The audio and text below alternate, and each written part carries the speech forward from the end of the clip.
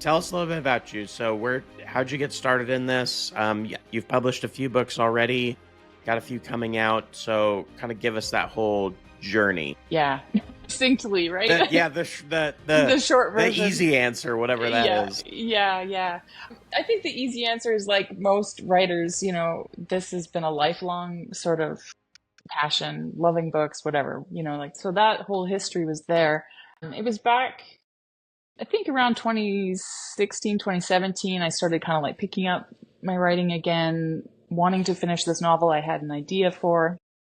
But it wasn't until like 2018 that I kind of got challenged by, I'm an education assistant by trades, working with kids with kind of special needs and exceptionalities.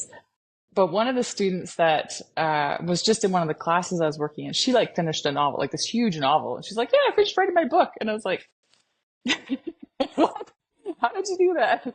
So it was just like a bit of a kick in the shorts where it's like, the one days don't ever come until you make it like a today project and it's gonna, commit yourself to it.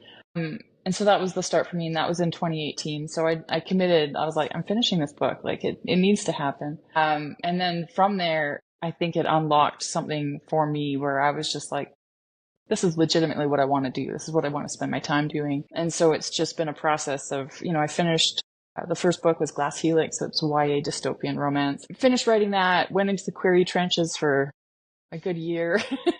Had some good ups and downs, an offer that didn't quite pan out. So put that aside, started drafting Earthbound, came back round, rewrote Glass Helix. Oh, at the first I didn't write it as a YA, then it came back, wrote it as a YA, queried it again, got picked up. So the last few years have just been lots of drafting and querying and putting books out. Glass Helix came out last fall through Stag Beetle Books. So that was a really amazing process, and just kind of walking through, like getting to finally, it felt like kind of like stepping behind the curtain, right? Like you could finally go, okay, like now how do I actually get this book in people's hands? So walking through that process with them, and then kind of having the aha moment. I had queried Earthbound again, same thing, kind of ups and downs, and it was just sitting on the shelf, and I thought, you know what, I'm going to do this. So choosing to then indie publish and just jump right in because I wanted to tackle it all. And yeah, which leads me to like this fall, Earthbound's coming out. Yeah, that's awesome. And Earthbound is kind of a fantasy, so it's a little different than the sci-fi dystopian. So Yeah. any reason for that, or you just had the idea for it and, I think it comes down to like the idea for it. But also like, I've had people mention this about my sci-fi. They're like, oh, your sci-fi has a bit of like a fantasy feel, like lean to it. And now Earthbound is like a fantasy with a bit of a sci-fi feel. I think my sweet spot really is a science fantasy sort of storyteller. But that's not always a genre that we like.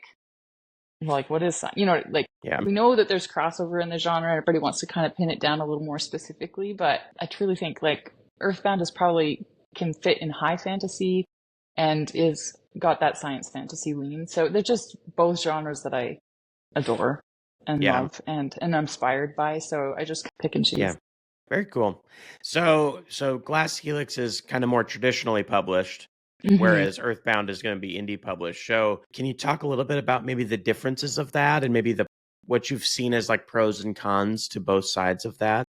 Yeah, I think, like when I first finished my draft, like I think like a lot of people, we go like, okay, now I'm just going to get it published, So I started looking into traditional publishing, and especially because I was daunted by marketing and putting myself out there and, all of that side of it of like trying to like find readership. I was really very focused on getting traditionally published because that was just, it felt like everything else felt too much. And I was like, I just want to write. So, and then, you finding Stag Beetle Books, they're great, small press.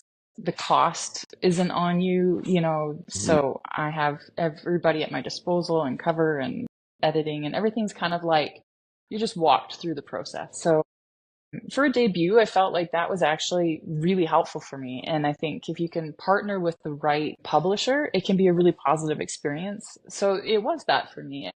It was great, and then the flip side is for indie, I think I was seeing the limitations of like how I could market, how I could, like just brand thing, like there's just more creative control with it as an indie, particularly being like, because I'm from Canada and I'm trying to market in slightly different ways or to slightly different audiences and want that broader approach. You know, it's not just Amazon. So some of that stuff is a little bit tricky when you're shipping from the States and, you know, just simple things like that. And it's like all of a sudden my costs are going up. And so being able to like do it for myself just gives me a lot more freedom to like put it into bookstores here and find the indie bookstores, you know, and work out something that's mutually beneficial for us, where I feel like I'm a lot more limited just because of dollars and cents with Glass Helix. So that was like a big part of it. And I think because I had gone through the process already,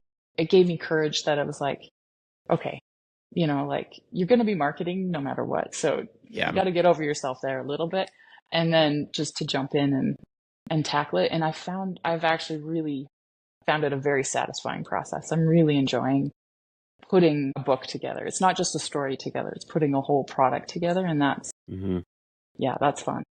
That is fun. Yeah. It seems like marketing seems to always be daunting to people the most, but I think what it is, I don't know if it's so much the marketing stuff. I think it's the putting yourself out there. Absolutely. It's really tough at first. And I think, you know, like even starting a YouTube channel, I very quickly was like, what are people going to think? Like you just have that moment. And I think that's the hardest, like once you can get over that hurdle of, I'm out in the world now. I think it slowly gets easier and, you know.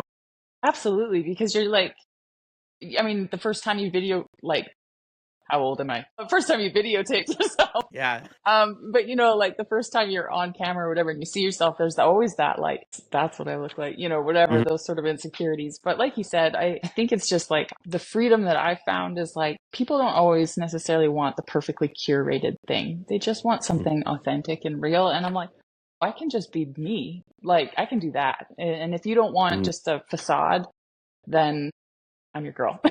Yeah.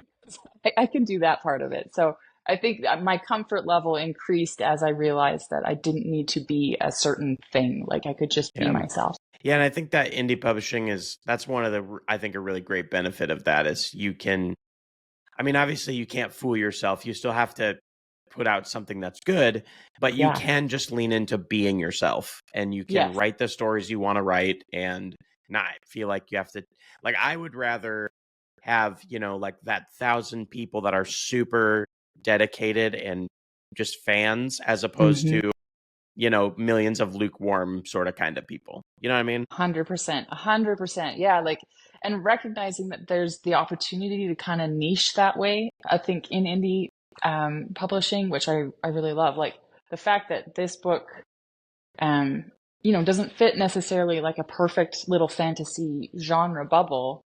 I'm not really worried because I know, like, I believe in the story and I know that I think people are going to resonate with it. And then they're not really going to care where it gets categorized, right? Yeah. Whereas I think, you know, obviously with traditional, they have to think about that stuff because they're trying to just sell on a large scale. Yeah. Yeah, for sure. Well, and I think too, when you jump out into the world, what I've found, especially since I started doing interviews, is like 99% of people are super nice. Yeah. Like there's no, like, you know, you have this fear that like you're going to jump out there and everyone's going to just like rip you apart and be really mean. And no, most people are super chill and nice. I even doing YouTube, I learned that a lot of like, you know, you get so many comments that are like, love what you're doing or it's great or whatever. And then you get that one comment who's like, this video sucks. And you're like, come on, you know? Yeah, you kind of get to that point where you just give it a shrug and a laugh. And I mean, you see a bit of that obviously with, you know, reviews and stuff, but typically I just try to avoid those spaces. I don't really feel like they're for me anyway. So they're for the readers. So I just leave them to them. They can hash it out over there. Yeah, for sure.